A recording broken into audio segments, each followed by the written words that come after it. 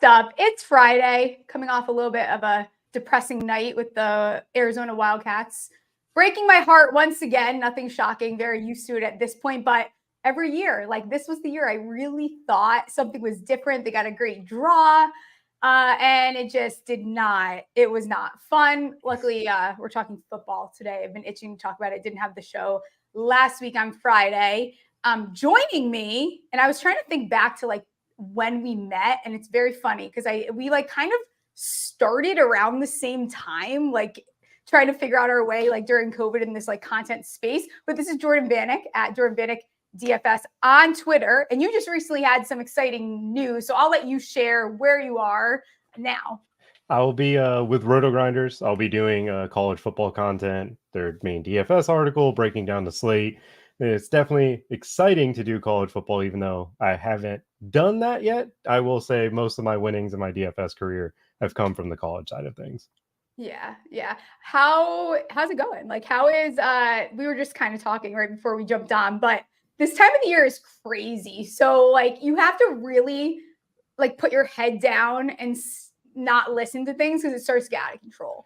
Oh yeah, no, everybody sucks now. Like if you were a great prospect 5 months ago, not being able to be good now. Drake May isn't good. He needs to sit behind a quarterback for about 2 years to be a good quarterback. When 3 months ago it was like he's the number 2 pick. Like maybe we take him over Caleb Williams. Now Caleb Williams is a pink phone case, so he's no longer allowed to be a leader. He can't possibly be a quarterback in the NFL with a pink phone case. How dare he? Yeah. It's just the rumors, the nonsense right now. It's just we're bored and we're just gonna say a take to just get the clicks at this point. Yeah, and we'll talk. It'll come up while we do this mock draft, which is the first one that we're doing on the show. How does like JJ McCarthy kind of this whole moving up aggressively up boards? I get why he probably has moved up on some big boards, but like moving up from where he was before the national championship game to like going at 2. I mean, like I kind of get it, but I don't at the same time. Like I guess because I'm not as in on JJ as everyone else is.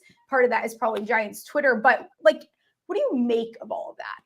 I think JJ McCarthy to the Vikings made a lot of sense. He's not someone like Washington. I would be shocked if they passed on Drake May or Jane Daniels. I was comfortable putting him as the 4th and putting him in Minnesota just because Kevin O'Connell, the weapons are there. Like he's not he doesn't have elite level talent, but he's a very, very safe, very, very good quarterback. I kind of have him like Kirk Cousins, but he can kind of run. Like he has a little bit of athleticism in him, which Minnesota needs. They need a little bit more dynamic of an offense, and they already have tremendous playmakers. But the idea that he was just now all of a sudden better than Drake May and Jane Daniels just kind of came out of nowhere to me. I don't get it. Like Cliff Kingsbury's offense doesn't fit him whatsoever, in my opinion. Like Jaden Daniels seems like the guy that I think fits perfectly. I'm surprised they made that hire, but Jaden Daniels will be the running quarterback, the guy that's used to the spread, living in shotgun, everything that Cliff Kingsbury did in Arizona.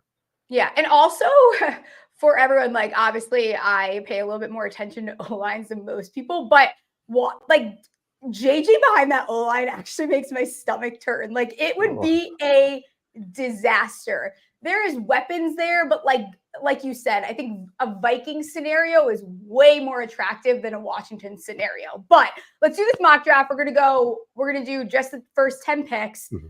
We're not going to do trades. I thought about so it'll make it a little weird because I don't know about you. I'm under the impression that the Vikings are moving up. Like I don't like that's not up for negotiation with me. I think that they didn't go and acquire that pick for a reason. So take it with a grain of salt. It's probably going to look a little different, but I will take odd. You will take even, which means I'm on the clock. This is a shocker again.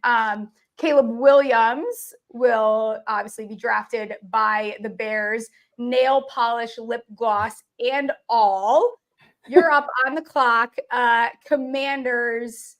I've got Jaden Daniels. Daniels just to me just makes more sense than Drake May, and it's nothing against Drake May. I think he's the better quarterback, but I think systematically Jahan Dotson, Terry McLaurin deep be perfect for Jaden Daniels to work with. Yeah, I am with you there. I think that like it's either going to be, I'm not buying the JJ at No. 2 thing. I don't think that that's going to happen. Do I think here at 3 that Kraft could be like reminiscing on what he just watched in that series that they put out? Could he be a little like a little geriatric brain get to him and maybe take JJ here? I could see that happen. I'm going to take Drake May here because I don't think JJ should be drafted ahead of him. So I'm going to take Drake May at 3 for the Patriots. I will say quickly though, if I'm the Patriots, I'm actually either taking a wide receiver or trading out of this spot. Yep, I agree. Your roster is not good. I don't think you're ready to bring on a quarterback. So that's what I would do. But again, I have a show on YouTube. I'm not someone that's like actually evaluating talent. So that's where I'm at. Number 4, Cardinals are on the clock. What do you think? I go Marvin Harrison here. I know everybody's gotten to the Malik Neighbors, Marvin Harrison debate. I think Arizona's looking for the guy that's a bit bigger, a bit more physical, just because Trey McBride is owning the middle of the field. Like that is his role. This is a spot for Marvin Harrison to own the outside, just like he did at Ohio State. He's my number 1 receiver. I'm not going to debate anybody if they have Neighbors out of them. I honestly think Harrison, Neighbors, and Odunze, all 3 of them deserve to be like looked at as wide receiver ones. It's like, almost like Jamar Chase, CeeDee Lamb, and Mike Evans. Like all 3 of them, great receivers. These 3, similar idea of that group for me at least. Do you think there's any world where since Marvin Harrison Jr. did not work, blah, blah, blah, blah, blah, which I'm going to be honest, if I was him, I wouldn't either. Like, why bother? I don't think it's that big of a deal. Do you think there's any world where Neighbors goes ahead of him? Yes, I think it's a possibility just because if it's who you're looking for. Like Marvin Harrison is more outside. He's a better, I guess, Odunze in that sense. While Neighbors to me, just inside, like what you can do with him, similar to like the CeeDee Lambs, the Jamar Chase. Like I have him as Calvin Ridley in DJ Moore's body, where if Calvin running routes, but then DJ Moore after the catch, which is just a fantastic freaking receiver at the next level. Yeah, absolutely. I'm with you. So I'm up 5. The Chargers are on the clock. I think this is a spot where you could see the Vikings trade into, whether it's here, whether the Cardinals decide that they want to head down and maybe take like a Brian Thomas and also whatever else they can get.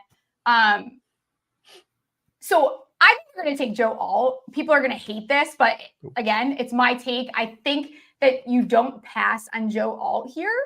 I think you protect Herbert. I think we know from the coach that's there now that he loves the O-line maybe more than I do. I don't think that coach's talk was smoke. I think that's really how he feels, and we know that from his history. So I'm taking Joe Alt here.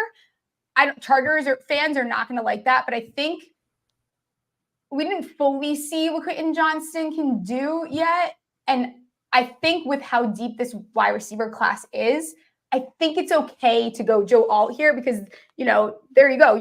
You're setting yourself up for, a franchise left tackle at this point. What do you think? I love the Joe Alt pick just because it's just hardball. Like, people forget he went to the Super Bowl recently with the 49ers with Randy Moss starting.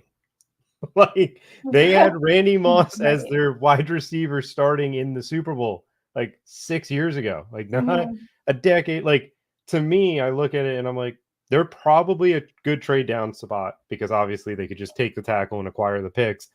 I know Neighbors is unbelievable. I think Marvin Harrison would be the guy that, Harbaugh's faced for 3 years and is like, I'm just going to take him.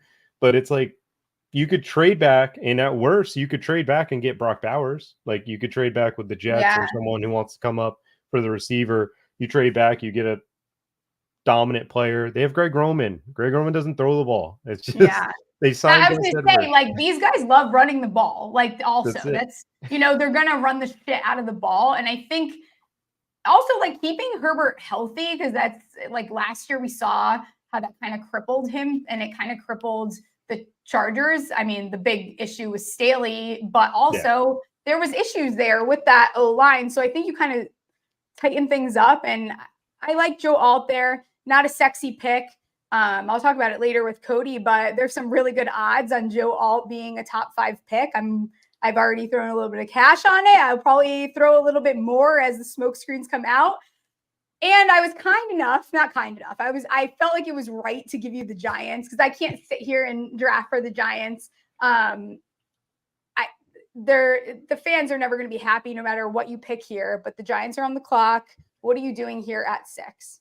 I would be taking Malik Neighbors, but I don't think it's out of the realm of possibility that they go Rome Odunze here. And the reason is because of the receivers on the roster. If I were building a 3 wide receiver set and I want Wandale on the field because he was pretty good when he's actually out there and not hurt. Jalen Hyatt, extremely fast. Why not add a Rome Odunze who complements all 3 of them just like he did for college? Like you think about Washington's receiving core, Odunze, McMillan, and Polk. Polk was pretty much Hyatt. You have Wandale Robinson as McMillan, and then Odunze can just fulfill his role. Obviously, I'm going to take Neighbors, but I don't think it's a bad pick if they decide to go Odunze over Neighbors. I think both of them are going to have phenomenal careers at the next level. Yeah, I am with you as well. And while I was prepping for the show which thank you for drafting him. I am a fan of that pick. I would be very excited. Unlike I won't say everyone else. Unlike the Giants Twitter sphere, I am tired of not having a wide receiver 1. We have not had one since OBJ. That was 10 years ago when we drafted him. We also traded him away. And I think, as sad as Saquon was leaving, we haven't seen this team even attempt to have some form of a passing game. They haven't had that opportunity. Darren Waller was hurt, got rid of Ingram. We have Bellinger who they're using, he's compensating for the O-line sucking. I think that this forces the Giants to get modern. So whether it's Rome, whether it's Neighbors, I don't think you can go wrong with any of these 3. I don't think any of them are going to turn into busts. I feel kind of confident. You can actually get Rome to be a New York Giant at 10-1 right now. That's crazy. Yeah, I think I bet that a little bit ago on Hard Rock. Which is crazy because I think that there is a chance, depending on what the Vikings do here, I think there is a chance that Rome is the one that's left for them when they get to their pick at 6. Next up here, Titans. What am I going to do for the Titans here? I guess I would have done Joe. I could see the Titans trying to force an edge pick here. It's a little bit earlier than I would personally like. Although they could go O-line too. Is there a chance that another O-lineman comes off the board? I kind of lean that direction a little bit more than the edge because it's way too early. So I'm going to take Fuaga actually here.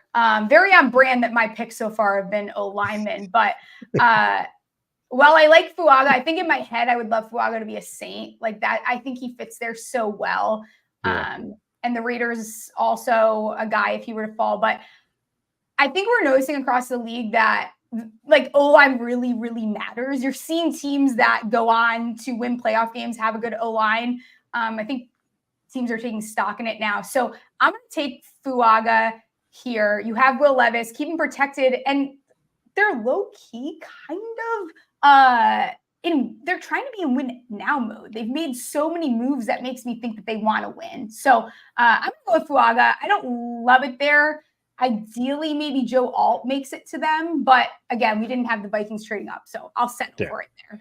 No, I actually like the Titans offseason. I don't love Will Levis. That is my personal bias. But if I just taking it for what it is, rookie quarterback, and you go ahead and you say, what's the best thing to give your rookie quarterback? It's Calvin Ridley, DeAndre Hopkins, Treylon Burks.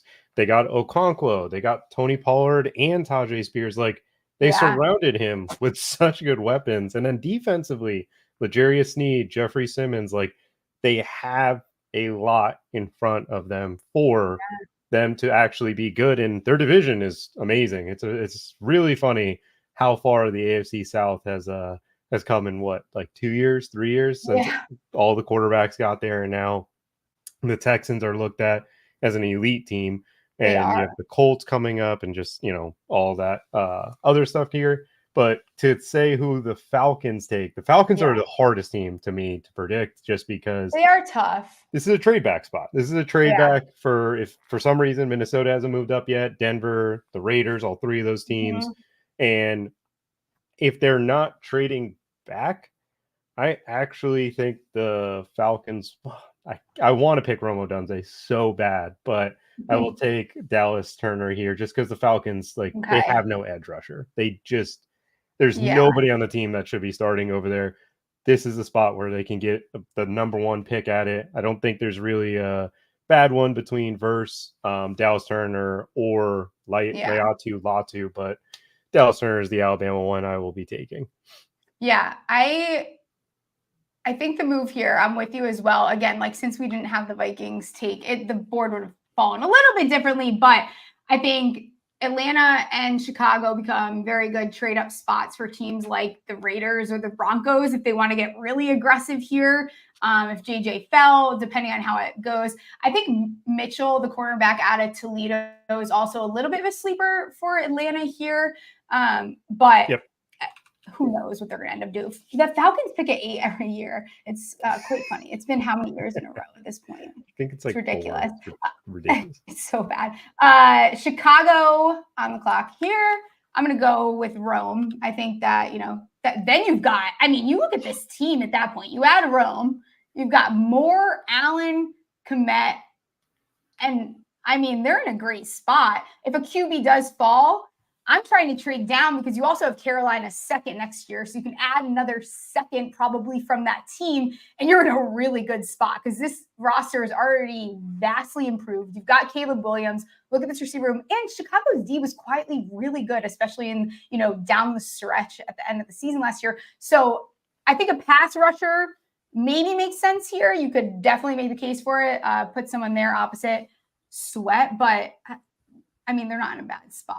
No, if they get Odunze, that's the best receiving core in the NFL. Like, can you imagine? Jeez. They went from Darnell Mooney 2 years ago as their number one without Robinson to Odunze, DJ Moore, and Keenan Allen. Like, everybody, the Bears debate with Caleb Williams was a funny one, short lived, because obviously finally Fields got moved. Most of the fans I've talked to are not happy about the Fields trade with what they got, but I know I mean, as someone who watched it, like, as a fan of the game, I decided I'm going to go dive in on Justin Fields, Dovin, and Calvin Ridley, like some of the free agent guys. And I was like, this guy just doesn't play quarterback well. Like, he's an elite athlete, but to move forward, to get the Jets pick, I can't see Brock Bowers getting outside the top 10. Really? I'm just taking Brock Bowers. Okay. He's too good of a prospect. I know Aaron Rodgers hates rookies, but this gives them a phenomenal just tight end, and something Aaron Rodgers has never had in his entire career. I'm so torn here, and I don't know if it's because I got a really good number on the Colts to draft him like months ago there is some bias leaking in. It sucks because I do like it. I think Rodgers off an Achilles though. Like, maybe they draft another lineman because then they're in a really good spot. I know they they improved with free agency. The Jets, if the Jets draft a wide receiver, I'm going to crack up. But I think Brock Bowers makes sense there regardless. Yeah, that's why we don't have McCarthy trade moving up. We don't have someone moving up for, like, if Bo Nix to Denver actually gains steam. Like, there could be a player like Flaga or, Rome Odunze to fall towards that pick. And if that happens, then the Jets are just going to take the receiver.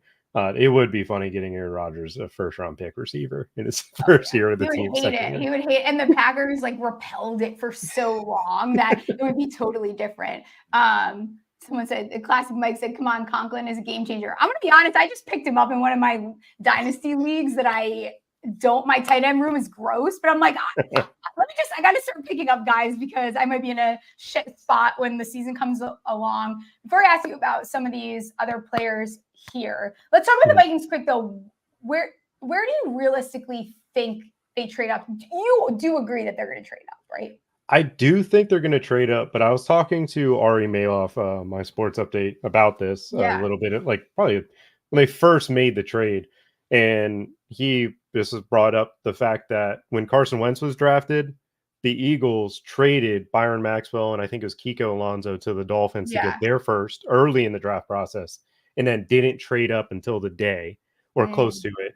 And then there was another year, the Bills. The Bills traded one of their left tackles. I forgot his name early when they picked Josh Allen that year. And they got Tremaine Edmonds and Josh Allen in that draft. Like, there's a chance that the Vikings feel like they can get their JJ McCarthy at 11 and they don't move up. But they've loaded themselves up where it's going to be really attractive to the Cardinals where they could have 3 first-round picks. And, like, they need those picks to be good for this upcoming season because their roster is depleted. Yeah, I think I'm with you on that. What about Broncos Raiders? Who is more likely to trade up? Because I don't know what it is, but I'm starting to really think that the Raiders are going to try to move up. I think the Raiders will try, but it's also the same thing of playing cat and mouse with. Well, I think so. I've seen the reports that Denver loves McCarthy, but then I've also known that Bo Nix fits to Sean Payton everything he wants, where just accurate, a little bit mobile, a little bit smaller. But then Penix to me fits the Raiders. Like every mock draft I've done, I've had Bo Nix and Penix going 12 and 13. And Penix, I could just see him in the uniform. I could see him throwing to Devontae Adams and Jacoby Myers and that working with ease. And but it's like one of those like, do they really want to go quarterback? Like, can they actually say to themselves they start Gardner Minshew for the upcoming season? It's possible. I don't think they should, but it's a ugly spot for those two. It is. It's pretty ugly.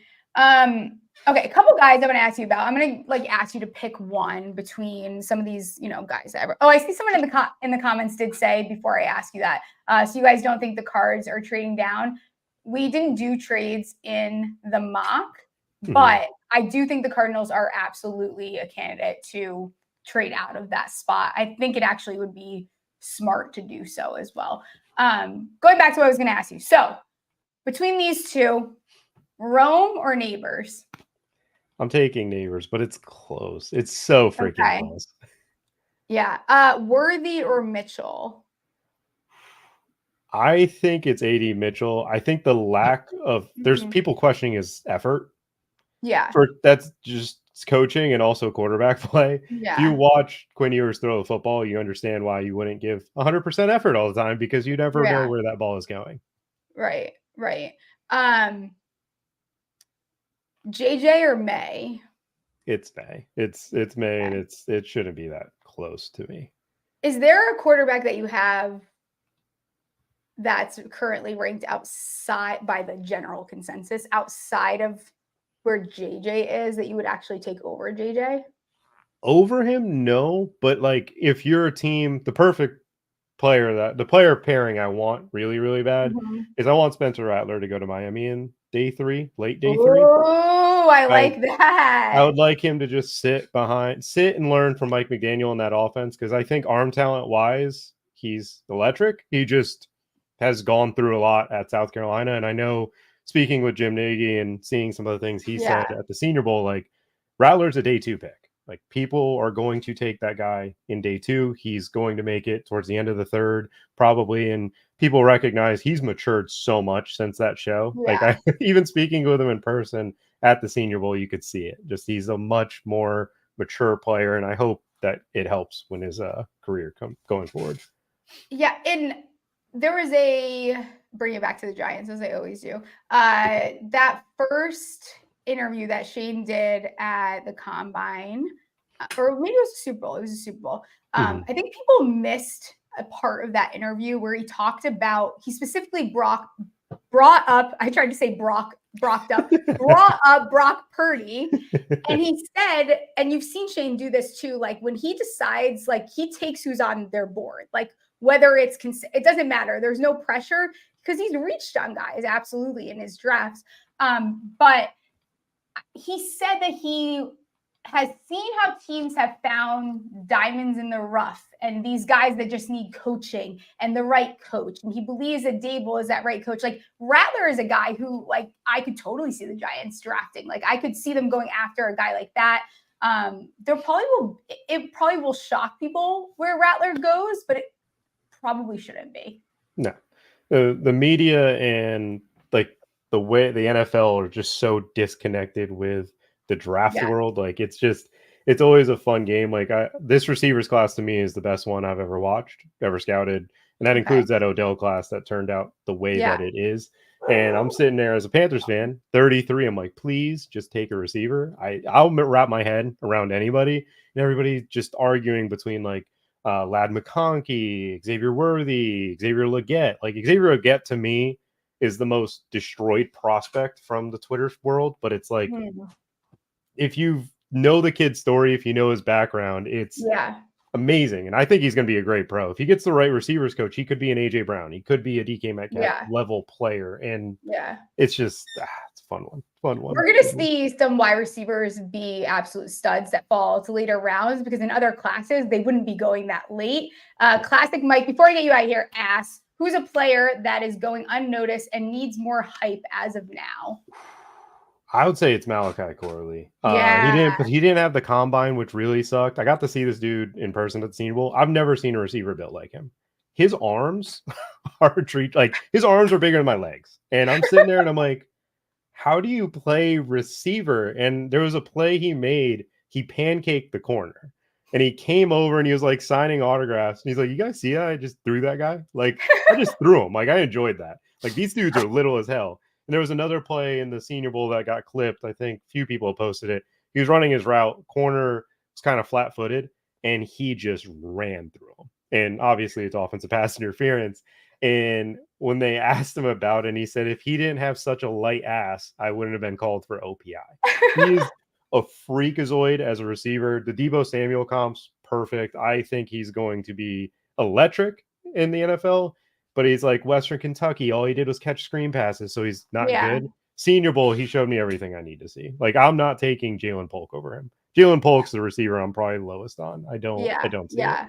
I'm not quite as high as everyone else either. You were fantastic. I'll have to get you back on before the draft, honestly, go through some of this stuff. Let everyone know where they can find you, and then go enjoy your Friday. Yeah, you can find me over at Roto Grinders right now. I'll be doing college football content coming up in August. On Twitter, Jordan Vanek DFS. You'll see me post receivers, post a ton of stuff coming up to the draft. I'll probably give my analysis as we see all the receivers start to funnel into different places. And appreciate you having me on, Stephie. I know we'll definitely get together at some time. Hopefully, I make it out to Canton. I don't know if you will end up, but I hope to make it, because it's always a blast. It's always a great trip. It's always a very good time. Yeah. All right. Have a good Friday. Appreciate you. See ya. And now returning to the program, gracing us with his presence, because normally we can't get him on. Very hard. It's Cody Smash. How's it going? Look, I took the day off because I knew how important it was to be here. First off, the NFL draft is electric, and I'm super excited for that. But college basketball is on tonight. Like, it's going to be great. This sports time of the year. Like, baseball just started. It's beautiful. You got golf? I have golf. I definitely have golf. Do I have college basketball anymore? Not really. Sore subject. Last night ass. Sorry about that. I totally did not mean to bring that up. That's tough. It's all right. It's all good. Luckily for everyone, UConn is my side piece team because I'm from Connecticut. So I get to be equally as obnoxious now. I get to just like move on and I can just jump on the bandwagon and cheer for UConn. I love that for us. I mean, nothing we need more than obnoxious stuff on Twitter. Oh, of course. Absolutely. It's only going to get worse from here. I wish I saw that Trent had bet on Arizona, and I probably would have like not been like pacing around in my living room because I could have just expected it to happen. Yeah. That man, the ultimate fade, the ultimate mush. I love Trent though. Good dude. Love him to death. You had a haircut. It looks good. Thank you. It looks very good. You're going to Mexico. That's probably why. I cleaned up a little bit. Okay, let's talk some draft. Let's talk some smash or pass bets here. Let's see where I want to start with you. We'll start here. Smash or pass under 4.5 quarterbacks drafted in the first plus 200. I'm passing. I think that number goes over. There is, all it takes is one. There's going to be potentially 4 quarterbacks in the first 7 to 8 picks. I would be shocked if Minnesota doesn't trade up. And at that point, there are so many quarterback needy teams this year. Like, I'm shocked that there are teams that didn't go and try to make, trade for Justin Fields, him being probably the most appetizing young asset. Like, who are the Raiders going to roll out at quarterback this year? Is it really Aiden O'Connell? Is it Gardner Minshew? I figured out, what are we doing?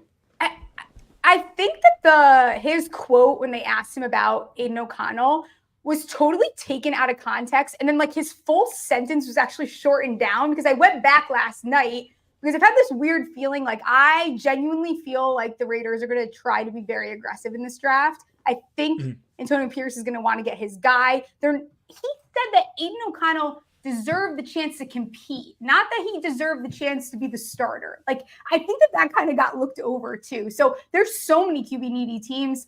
I think Sean Payton is the type of guy where, like, if he ends up rolling it out with who they have, it's not shocking. But I don't know if that's going to end up happening.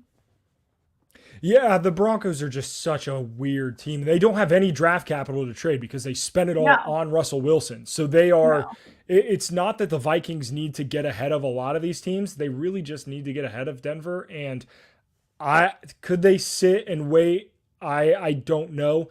I truly think, though, that Minnesota wants to hold on to their 2025 capital. I don't think they want to get rid of that 2025 first, because sorry to the Minnesota Vikings fans that are in our lives, but I don't think they're going to be very good next year.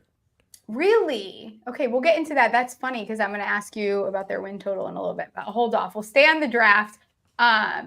Staying with this kind of theme here. Okay, over 6.5 wide receivers drafted in the first plus 150 smash or pass. Yeah, I'm smashing that. The wide receiver talent this year is absolutely outstanding. And not only is the wide receiver talent outstanding, but there are a lot of positions that you tend to see being drafted in the first rounds that are just so poor this year. Pass rusher, the edge pass rushers in this class might be the worst we've seen in the last 5 or 6 years. Like Jared Verse or Dallas Turner are probably the best of the bunch. And even then, they're top 15 guys, but I just don't see a ton that I love in this draft. But the wide receivers are so good. They're so talented. And even guys who were absolute, highlight material in terms of the combine, like Xavier Worthy is probably a second round guy just because there are so many talented receivers in this draft. Yeah, a secret that I haven't really said out loud, but I don't think it should be that shot. I'm like definitely lower on the edges than the rest of the world. Like, I am shocked where they are getting mocked. Maybe that's just me being silly, but I think these guys right now, like, you're not going to get double-digit sacks out of these. Like, they're going to take a little bit of time to develop. Are they going to make an impact right away? Yes. But are you going to get double-digit sacks the way people are acting? I don't know about that. Yeah, I don't see any guy in this class who's an immediate like Pro Bowler from the gun. Like Micah Parsons was a can't miss edge. Like he was going to be successful no matter where he ended up, no matter what scheme he was in, he was going to be outstanding. A lot of these guys, like Jared Verse, took so long to break out in college, and like he's good. Like Latu at UCLA, the offensive lines he played all year were the bottom of the barrel. I don't trust any of these guys. And Dallas Turner has a obscene ability to aim for a quarterback's head, which you can't do in the NFL. So I don't know. I don't have any trust in any of these pass rushers. I think this is a great draft if you need offensive line. I think it's a great draft if you need wide receiver, and it's a great draft if you need a quarterback. Outside of that, like DBs, very weak. It's very we're going to see so many more offensive players drafted than defensive players in the first round this year. Yeah, it's going to be crazy. It might even get the Packers to take an offensive player for once. That's how that they have failed to do so for a very long time. But I actually think I'm in on them finally taking an offensive player in the first round. Yeah, and I think it'll probably just end up being an offensive lineman. And it's not going to be anything super sexy. Yeah. For me, it is. But for everyone else, it's going to be as boring as possible. Actually, going off of that, smash or pass, Atlanta first position drafted cornerback plus 300. I don't hate that at all. Yeah. I think there's a corner in this draft who's absolutely slept on. I don't know what his odds are to be the first corner selected. Quinyon Mitchell out of Toledo is outstanding. This dude is an absolute stud. And I know Terrion Arnold and Kool-Aid McKinstry are two guys that have been floated around. And whether or not you count Cooper DeJean as a corner or not, I think is going to be interesting. But Mitchell is an absolute stud. I could see him being the first defensive back taken off the board, and I think that would be a great fit. Yeah, I would love that fit there. I also am surprised. I think he will be the first off the board at plus 300. Pretty good odds right now. Vegas, or I think really just fans listening to stuff, think that Edge will be the first, minus 250. Obviously, we're not betting minus 250 here. Let's go to Smash or Pass. New York Jets first drafted player to be O-line plus 125. Yeah, I like that quite a bit. I've seen so many people mock Brock Bowers to the Jets, and I understand it.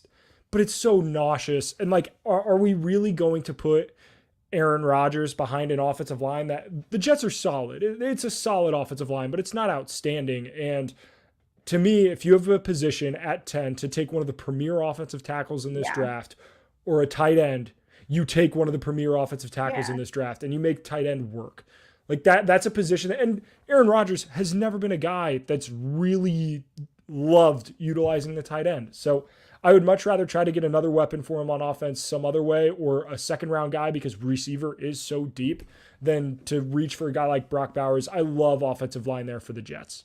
Yeah, I am 100% with you. He's also, like, for lack of a better, like, he's fucking old and he's coming off of an Achilles injury. Like, just secure shit up. He did a good job in free agency, bringing in some talent. I think you add another piece there. You get one of the top guys, which is it's in a very deep class where you're getting one of the premier guys. Just do it, secure the line, make sure Aaron Rodgers is fine, and go on with your day. Yeah, I agree 100%. All right, let's do Smash or Pass. Penix.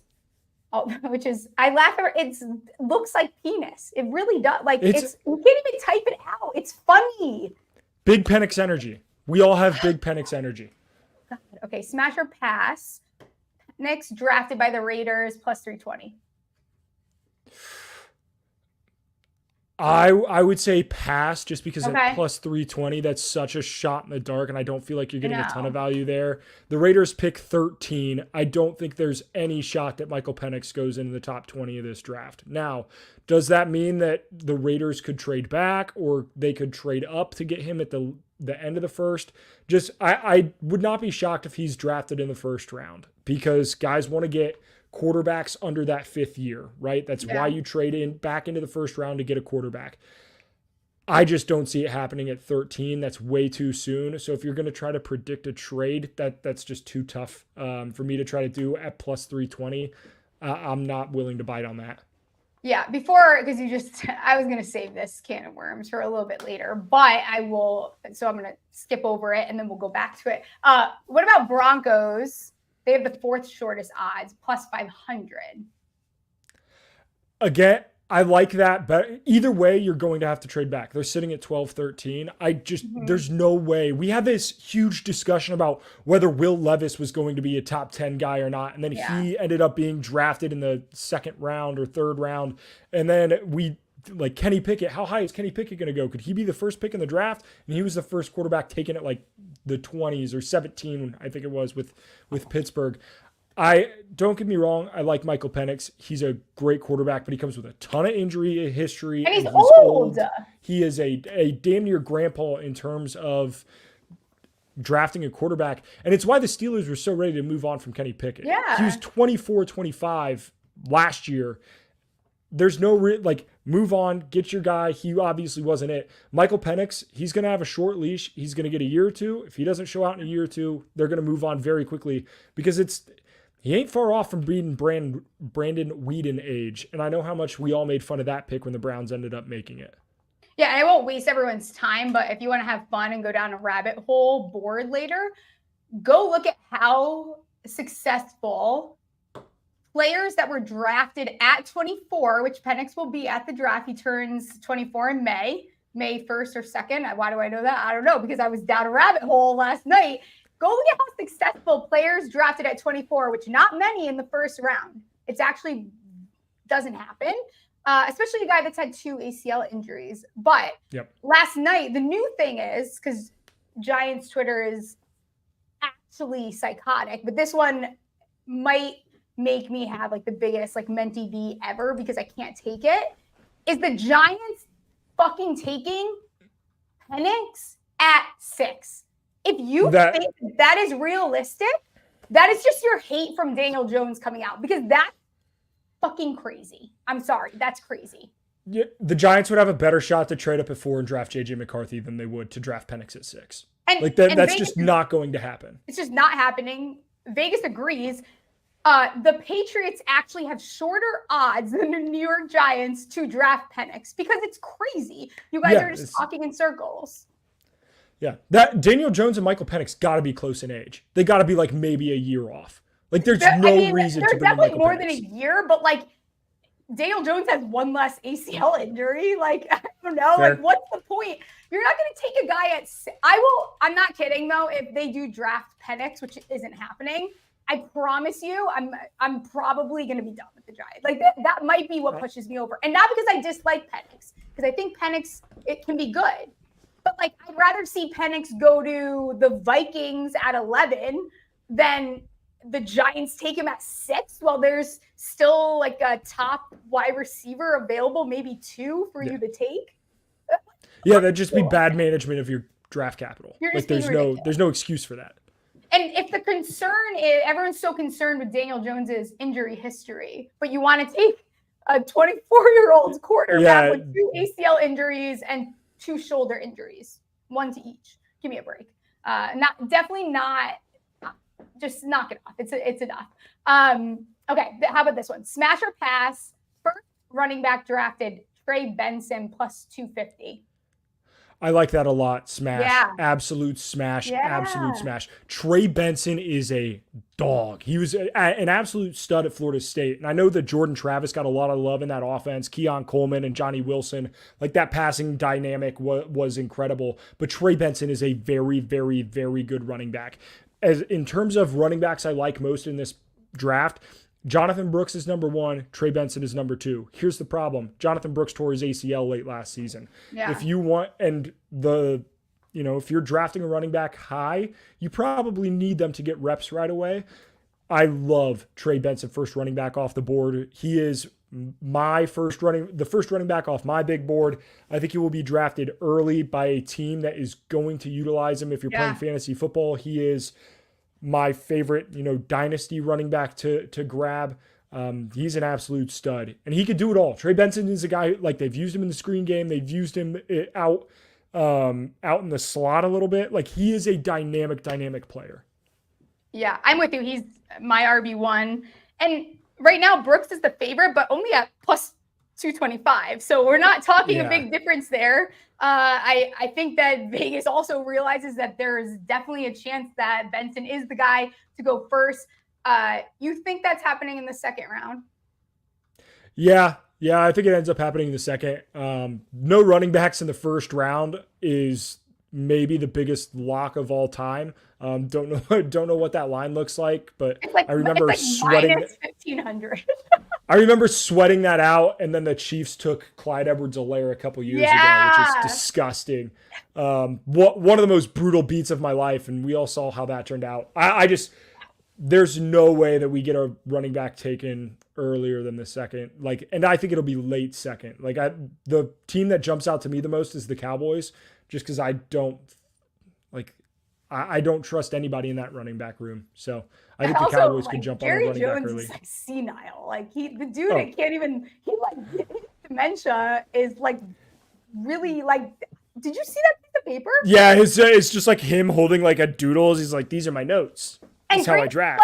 When I'm nervous, I'll sometimes draw on the side, but when I'm actually drawing hearts or a star. I'm not just Those were just big ass circles. Is somebody teach him how to draw where you do the 3 lines and the little S? You know what I'm saying? That every middle schooler did in their notebook. Yeah. We gotta somebody teach him something, because that was crazy. That was bad. Yeah, I feel like that's a really bad omen. How about this one? And then I'll wrap up here with these draft ones. God, I could go with these forever. Joe Alt to be a top 5 pick plus 450. I love Joe Alt more than anybody on this earth. I think he is the best offensive line prospect we've seen, maybe outside of Penei Sewell, but I still like Joe Alt better than that. He's committed 2 holding penalties in his entire college career. He doesn't hold. He is 6'8.5", 300 and some odd pounds. His 10-yard split is as good as any offensive lineman in this class. He's explosive. He's long. He's technically sound. He has NFL pedigree. His dad is a Kansas City Chiefs Hall of Famer.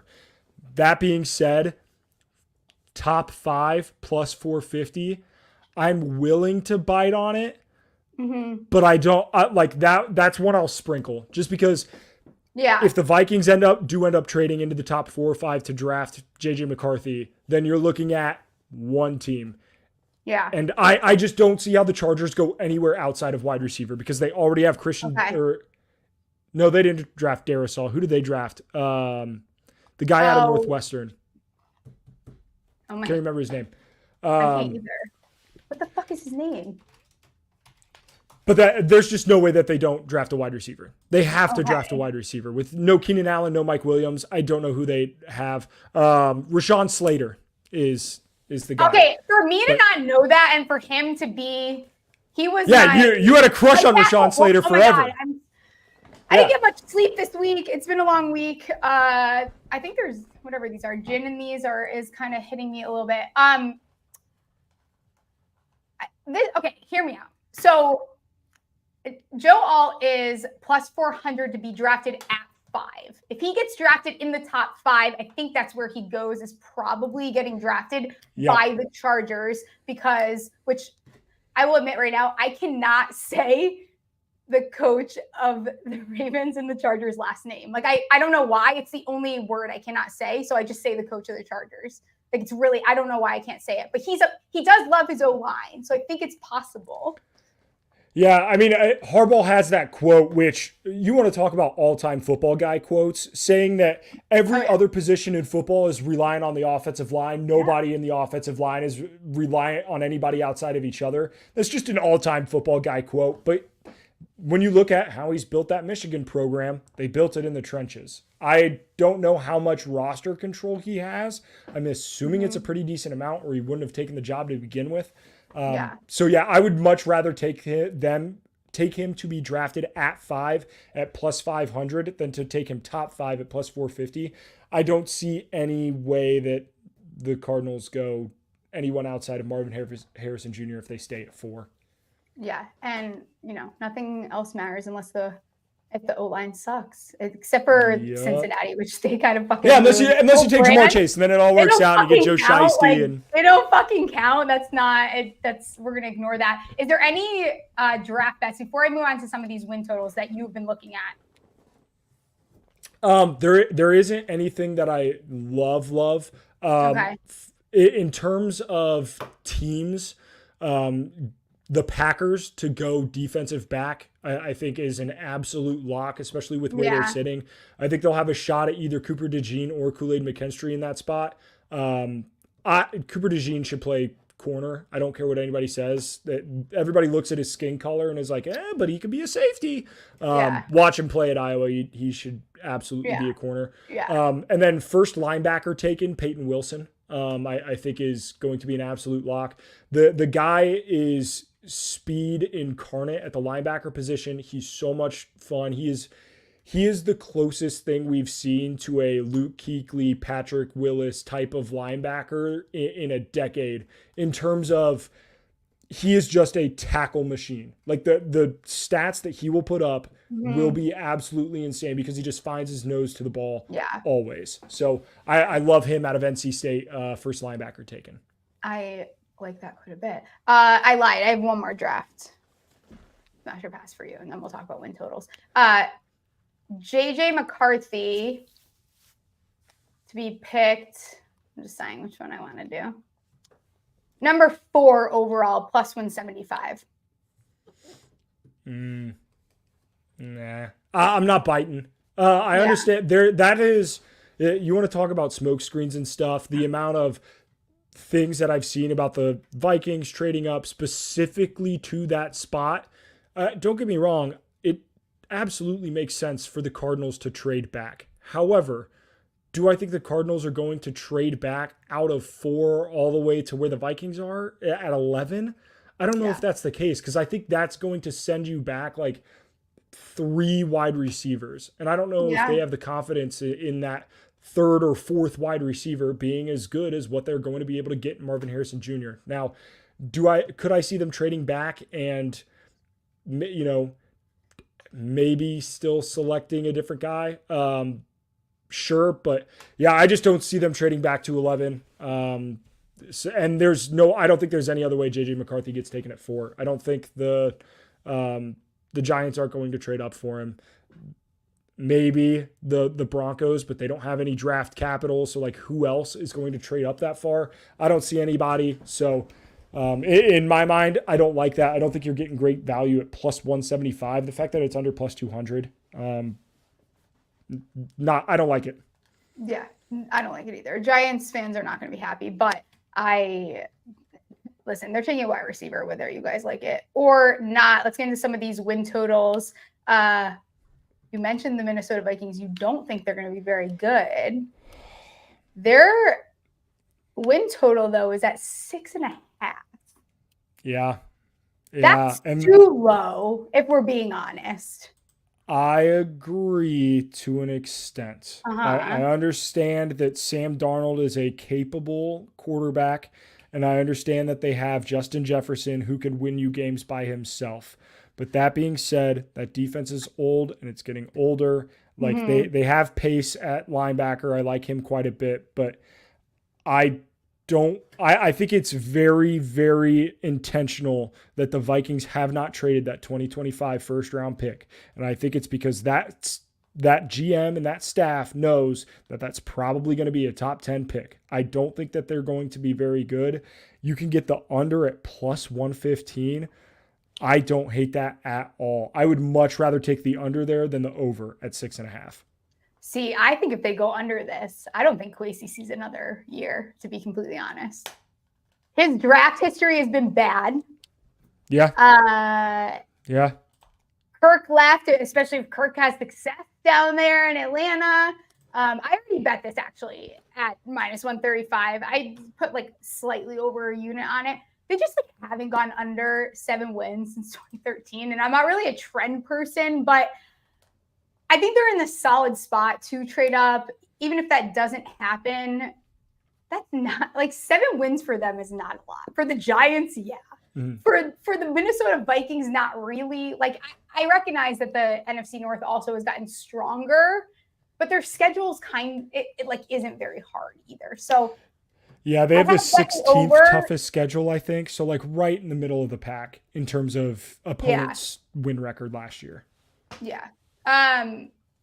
Philadelphia Eagles over under 10.5 plus 105 to the over. Yeah, I do kind of like the over in this. Yeah. I think if you look at the NFC East collectively, I think the Dallas Cowboys, who were the biggest threat, they got worse. The Commanders will probably get better, and I think that the Giants will improve, Steph. They're going to have a better quarterback situation at least, even if it is just still Daniel Jones. Even if it's Daniel Jones with protection, like it's not that bad, guys. or Daniel Jones with literally a single competent wide receiver. Like, that would be insane. Jesus Christ. He would not know what that he wouldn't know what that looks like. Yeah. But I do like the over here. It's fairly high, but like the Eagles were so banged up last year. They were so banged up. They were so hurt. Jalen Hurts, AJ Brown. Like I truly think this is a team that is going to bounce back, even though when we say it, like they still made the playoffs last year. Like they just got bounced in the first round. They didn't look like themselves at the end of the year, but they started 10-1? Yeah. I feel okay about the Eagles. I'll take the over there. Their schedule, so actually, shockingly, and I could have gone back further and it would have made this look worse, but we've only gone over this 3 times in the past 10 years. Wow. That's fucking crazy. Like, that is shocking to me. It's the last 2 years they've gone over. Last year they had 11 wins, but shockingly enough, they have not gone over this a lot, especially last like 10, 15, like even going back a little bit further than that. So I'm kind of like, I'm not going to take a stance on this because I hate the Eagles, but I think 11 wins is like, I don't like this number. It's not sexy enough. Like plus 105, it probably should not be plus 105. Yeah, I'll agree with you there. All right, let's do Steelers heading to the Bengals division here. Okay. Your win total is set at, you're like, let me take a deep breath. I got something to fucking say. Steelers, they're at 7.5. The over or the unders at, what did I write down? This is, who wrote these notes? It is plus 140 the under is what I'm saying. Oh, 140. That's a different number than I got. Okay. Where are you at? I'm loving this under. I don't understand what anybody can look in Russell Wilson's film the last 2 years and be like, that guy is still a starting quarterback in the NFL.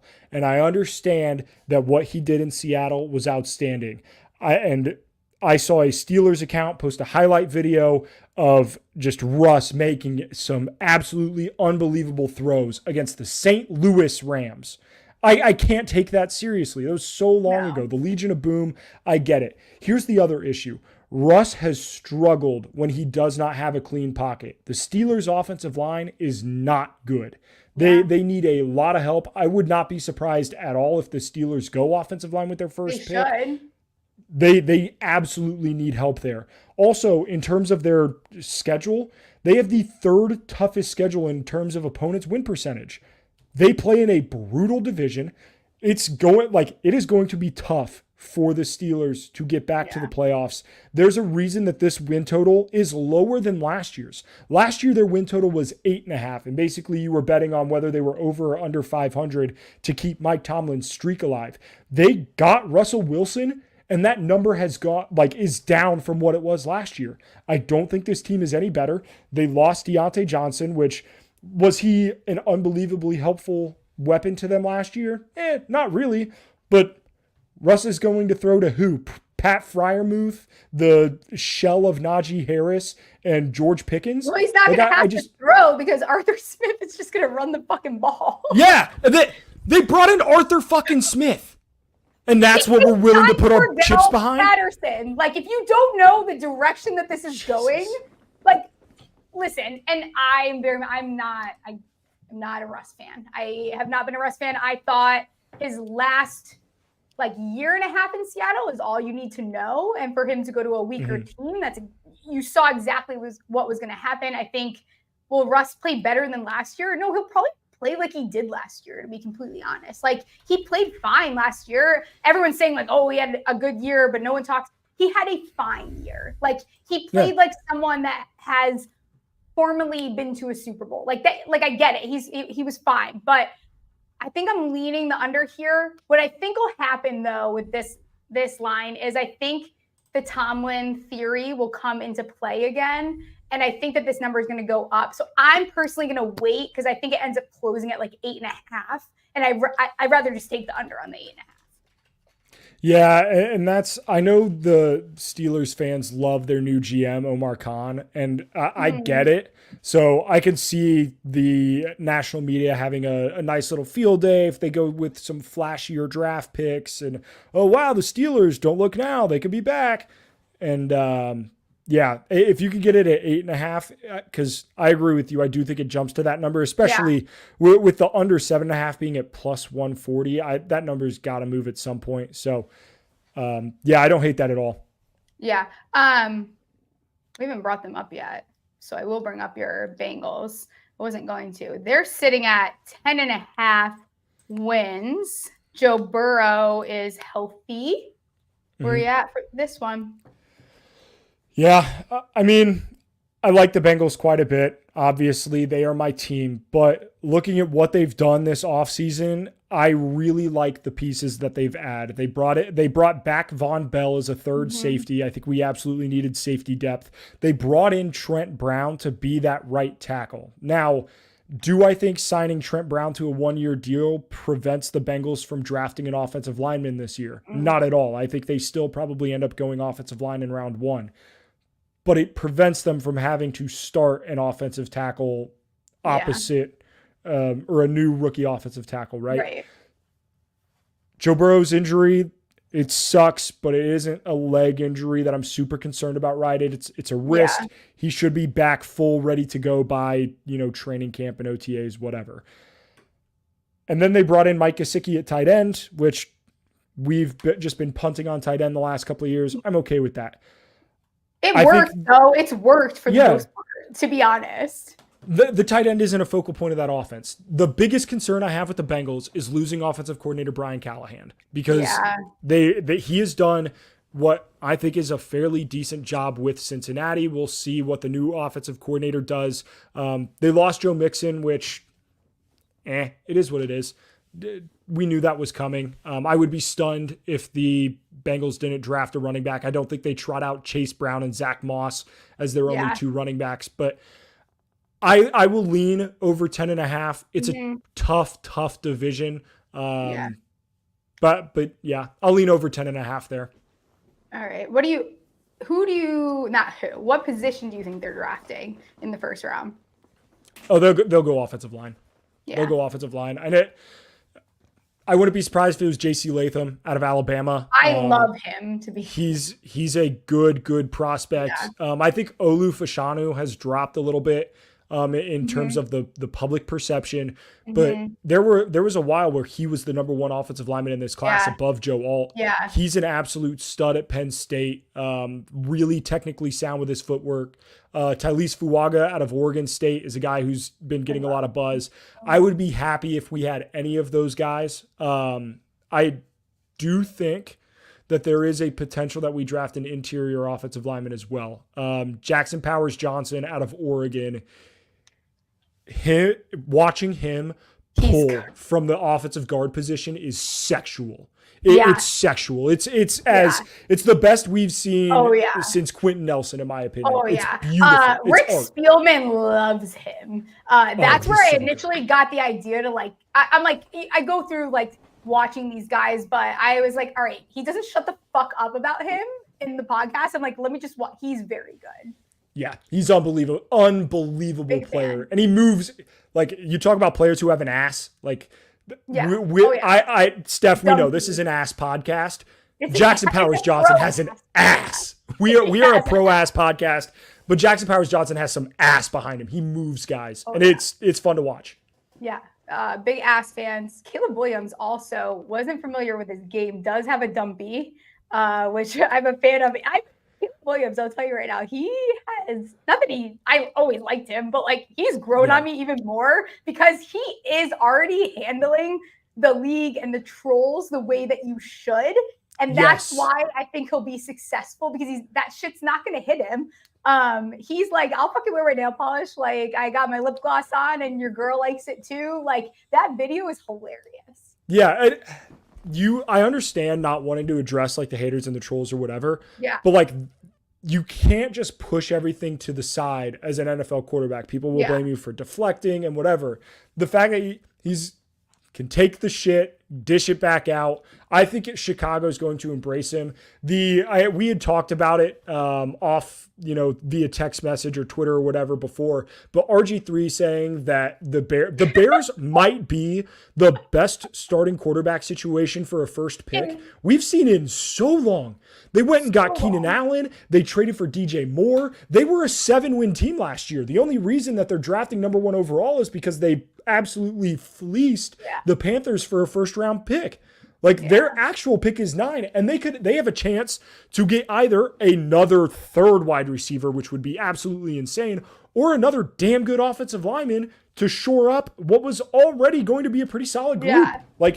The Bears they're sitting pretty. I'm not sleeping on the Bears at all. Honestly, and I said it when Jordan was on, even if they used it as a chance to trade out, let's say JJ falls, someone falls, who the fuck knows? It's not making it past the Giants probably, but say he falls.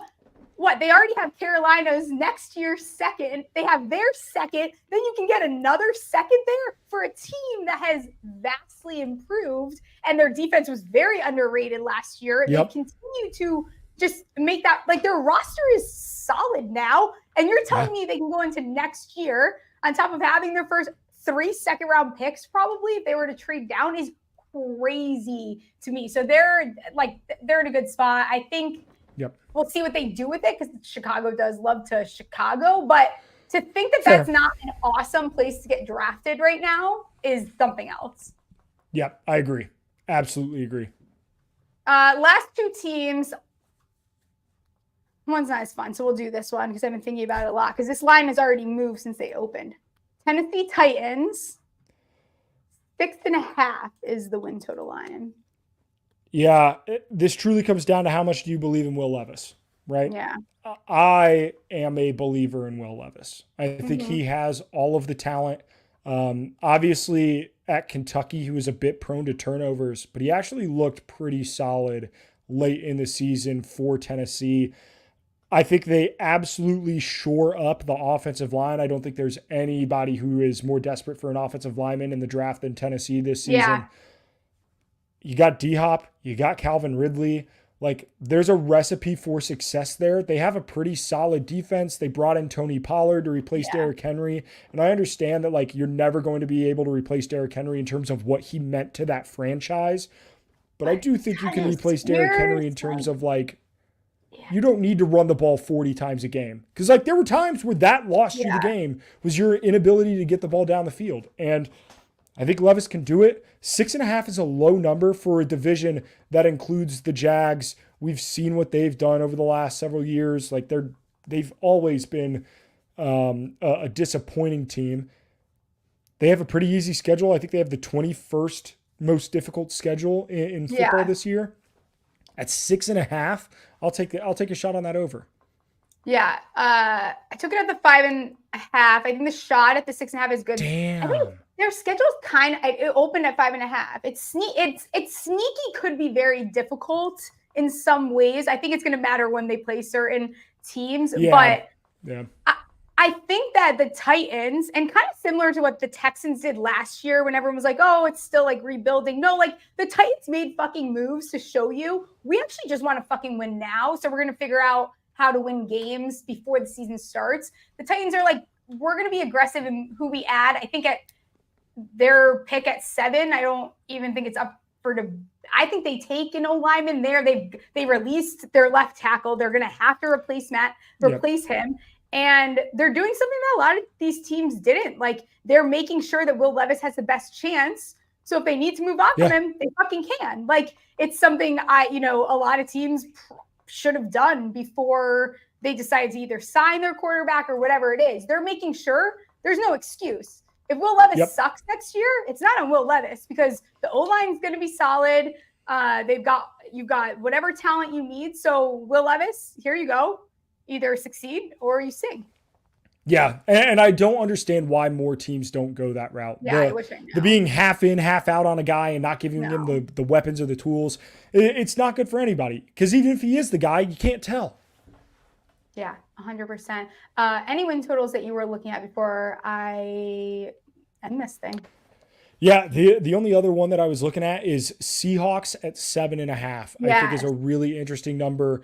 Geno Smith faded so hard down the stretch of last year. And I know he ended up getting hurt and Drew Lock played for him a little bit, but I don't think that team is nearly as good as what they are on paper. And do I have to trust Geno Smith under a new head coach? I don't know. I was going to say, no Pete Carroll. Like, I think Pete Carroll's he does not get the respect he deserves. Pete Carroll is a fucking awesome coach. Yeah. No, he's been such a consistent head coach too. Even with the offensive and defensive coordinator turnover that they've had over the last decade, he's always been the constant. He's been outstanding.